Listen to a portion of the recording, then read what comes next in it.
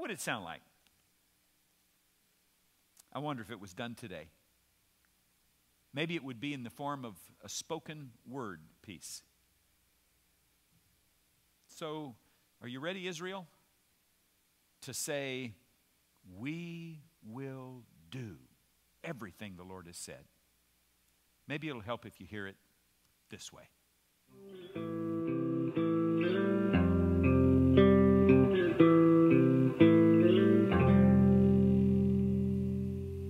The desert sand whirls with the wind, carried by the cries of distant Egyptian echoes, the Red Sea long closed. A voice rich and flowing like heaven's fountain calls out from the smoke-covered mountain, "You have seen what I have done, how I bore you on eagle's wings and brought you to myself." Israel's eyes had cried a wealth of tears through countless lost years, and yet now she was free. Free from Pharaoh's orders, free from Egypt's borders, free from the slave work of brick and mortar. These slaves had witnessed the Creator command His creation, and now this God had chosen them as His holy nation. "If you obey my commands and keep my covenant." So with one voice, the people replied to the endless skies of blue, "Everything the Lord has spoken, we will do." This promise, offered like a bouquet to God from His chosen few, was from all of Israel, meaning every single Jew was entering into a new covenant, and they couldn't fathom what their promise meant. They were promising to be steadfast, to abandon their past, that no matter what God asked, no matter the test or request, they would answer yes.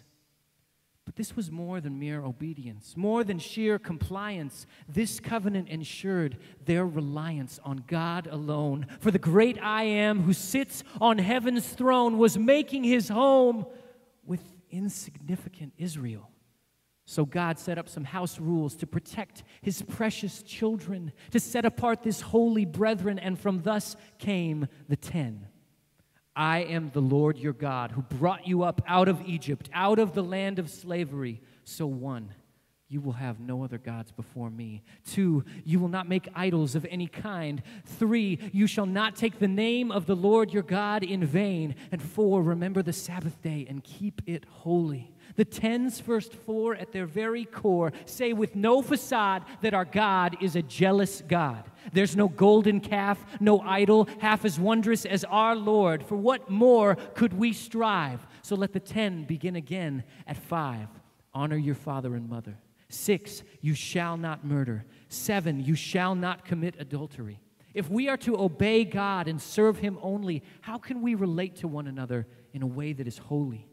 8, you shall not steal. 9, you shall not falsely with a neighbor deal. 10, you shall not covet. These final 3, thick as thieves, aim to prevent deceit and greed from polluting our souls. For Satan prowls and patrols, looking for ways to circumvent our sacred covenant, to desecrate and condemn the very precepts protected by the 10. So may the people cry out for all that's holy and true. Everything the Lord has spoken, we will do. For it's the same today for me and you. Everything the Lord has spoken, we will do. We're still called to obey like those wandering Jews. Everything the Lord has spoken, we will do. We're the royal priesthood, the chosen few. Everything the Lord has spoken, we will do. So let the 10 spoken then begin again in me and you. And say it with me, church, if you choose. Everything the Lord has spoken, we will do.